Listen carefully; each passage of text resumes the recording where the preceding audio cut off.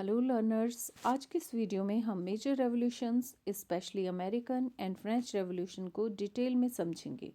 ये revolutions modern democracy, liberty और equality के लिए फाउंडेशन बने। Through advanced MCQs this session is perfect for all competitive exams and smart revision. So without further ado let's begin today's video. Question number 1 is अमेरिकी क्रांति का प्रमुख तत्कालिक कारण क्या था? ऑप्शंस आर धार्मिक अत्याचार, कर बिना प्रतिनिधित्व, दास प्रथा या फिर औद्योगिक संकट। What do you think which is the right answer? So the answer is option number B, कर बिना प्रतिनिधित्व।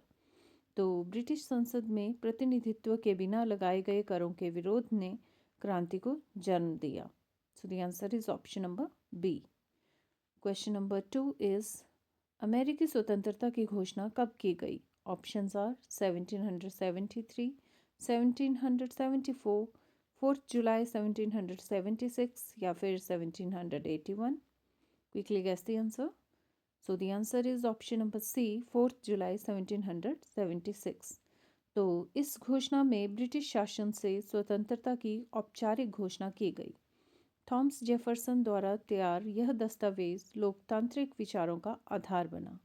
क्वेश्चन नंबर 3 इज अमेरिकी स्वतंत्रता संग्राम का प्रमुख नेता कौन था? Thomas Jefferson, George Washington, Abraham Lincoln या फिर Benjamin Franklin. So the answer is option number B, George Washington. तो वे महाद्वीपीय सेना के सेनापति थे और बाद में अमेरिका के पहले राष्ट्रपति बने। उनका नेतृत्व सैन्य और राजनीतिक दोनों रूपों में निर्णायक सिद्ध हुआ। So the answer is option number B. Next question is अमेरिकी क्रांति का बौद्धिक प्रेरणा स्रोत कौन था?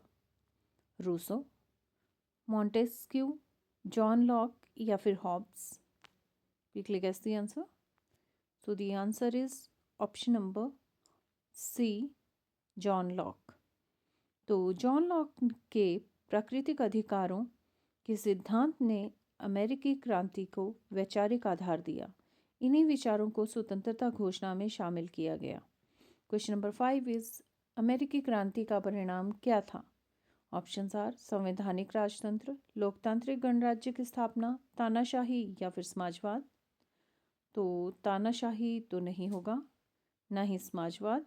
The answer is option number B, लोकतांत्रिक गणराज्य की स्थापना। तो अमेरिका दुनिया का पहला आधुनिक लोकतांत्रिक गणराज्य बना। इसने आगे की क्रांतियों को भी प्रेरित किया। So the answer is option number B. Question number 6 is फ्रांसीसी क्रांति की शुरुआत किस वर्ष हुई?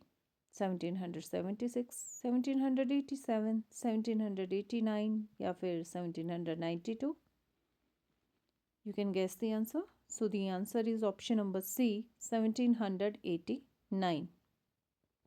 तो 14 जुलाई 1789 को बास्तील के किले पर आक्रमण को क्रांति की शुरुआत माना जाता है। यह निरंकुश राजाशाही के पतन का प्रतीक था। क्वेश्चन नंबर 7 इज फ्रांसीसी क्रांति का प्रसिद्ध नारा क्या था? Options are justice and order, liberty, equality, fraternity, freedom forever या फिर democracy first. Quickly guess the answer. So the answer is option number B, liberty, equality, fraternity. यह नारा स्वतंत्रता, समानता और भाईचारे पर आधारित नए समाज की कल्पना प्रस्तुत करता है। आज भी यह फ्रांस का राष्ट्रीय आदर्श है। क्वेश्चन नंबर 8 इज फ्रांसीसी समाज का सबसे अधिक शोषित वर्ग कौन था? ऑप्शंस आर पादरी वर्ग, कुलीन वर्ग, तृतीय वर्ग या फिर राजा। तो ऑब्वियसली राजा तो नहीं होगा। So the answer is option number C, तृतीय वर्ग। तो तृतीय वर्ग करों का भार उठाता था लेकिन राजनीतिक अधिकारों से वंचित था। वही वर्ग क्रांति की मुख्य शक्ति बना। क्वेश्चन नंबर 9 इज फ्रांसीसी क्रांति के समय राजा कौन था? Louis 14th, Louis 15th, Louis 16th या फिर Napoleon. Quickly guess the answer. So the answer is option number C, Louis 16th। तो लुई 16th की कमजोर शासन प्रणाली और आर्थिक कुप्रबंधन ने असंतोष को बढ़ाया। बाद में उन्हें मृत्युदंड दिया गया। Next question is question number 10। फ्रांसीसी क्रांति का सबसे उग्र चरण कौन सा था? संवैधानिक राजतंत्र, आतंक का शासन, डायरेक्टरेटरी या फिर नेपोलियन काल? Quickly guess the answer. So the answer is option number B, आतंक का शासन। तो रोबेस्पियर के नेतृत्व में हजारों लोगों को गिलोटिन पर चढ़ाया गया। इस चरण में क्रांति अत्यंत हिंसक हो गई। क्वेश्चन नंबर 11 इज मानव और नागरिक अधिकारों की घोषणा का महत्व क्या था? केवल फ्रांस के लिए, केवल अमीरों के लिए, सार्वभौमिक मानव अधिकारों की घोषणा या फिर धार्मिक स्वतंत्रता का अंत? So the answer is option number C, सार्वभौमिक मानव अधिकारों की घोषणा। तो इस घोषणा ने समानता, स्वतंत्रता और कानून के समक्ष समानता की अवधारणा दी। यह आधुनिक लोकतंत्र का आधार बनी। क्वेश्चन नंबर 12 इज फ्रांसीसी क्रांति ने किस व्यवस्था का अंत किया?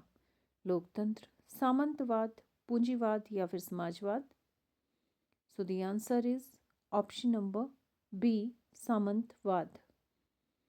तो क्रांति ने सामंती विशेषाधिकारों और कर मुक्त कुलीन वर्ग को समाप्त कर दिया। इससे समान नागरिक समाज की नींव पड़ी। Next question is question number 13। Jacobin club का नेता कौन था? मिराबो, रोबेस्पियर, डांटन या फिर Napoleon? Quickly guess the answer. So the answer is option number B, Robespierre. तो वे क्रांति के सबसे कट्टर नेता थे। उनके शासन में आतंक का दौर चला। The answer is option number B. Question number 14 is फ्रांसीसी क्रांति का अंतर्राष्ट्रीय प्रभाव क्या था? केवल फ्रांस तक सीमित, यूरोप में निरंकुशता मजबूत हुई, राष्ट्रवाद और लोकतंत्र का प्रसार, औद्योगिक क्रांति? So the answer is option number C, राष्ट्रवाद और लोकतंत्र का प्रसार।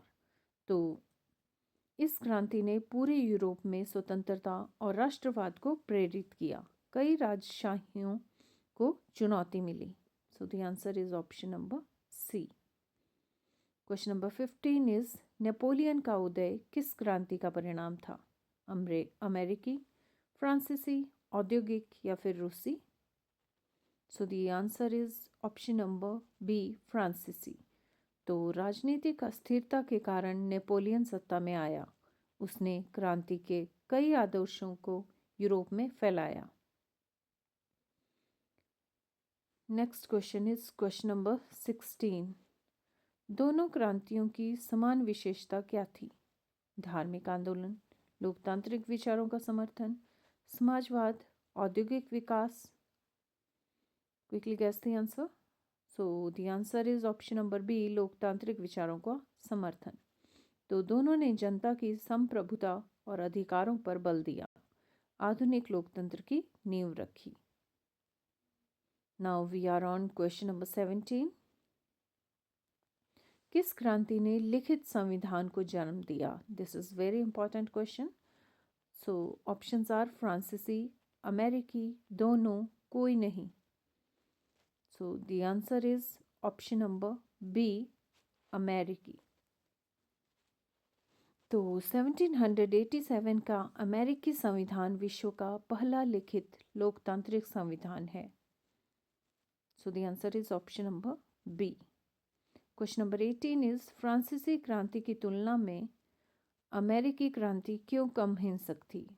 ऑप्शंस आर आर्थिक संकट नहीं था, सामाजिक वर्ग संघर्ष कम था, नेतृत्व कमजोर था या फिर चर्च का प्रभाव नहीं था? So the answer is option number B, सामाजिक वर्ग संघर्ष कम था। तो अमेरिका में सामंती व्यवस्था नहीं थी, जबकि फ्रांस में गहरी सामाजिक असमानता थी। क्वेश्चन नंबर 19 इज किस क्रांति ने उपनिवेशवाद के विरुद्ध उदाहरण प्रस्तुत किया? फ्रांसीसी, अमेरिकी, रूसी या फिर औद्योगिक? So the answer is option number B, अमेरिकी। तो अमेरिकी क्रांति ने उपनिवेशों को स्वतंत्रता के लिए प्रेरित किया। Now we are on the last question, that is question number 20। इन क्रांतियों का सबसे दीर्घकालिक प्रभाव क्या था? साम्राज्यवाद, आधुनिक लोकतांत्रिक राज्य व्यवस्था का विकास, औद्योगिक समाज या फिर धार्मिक सुधार? What do you think? Which is the right answer? So the answer is option number B, आधुनिक लोकतांत्रिक राज्य व्यवस्था का विकास. So thank you guys for listening to me. Please like my video, subscribe my channel and share this video with your friends.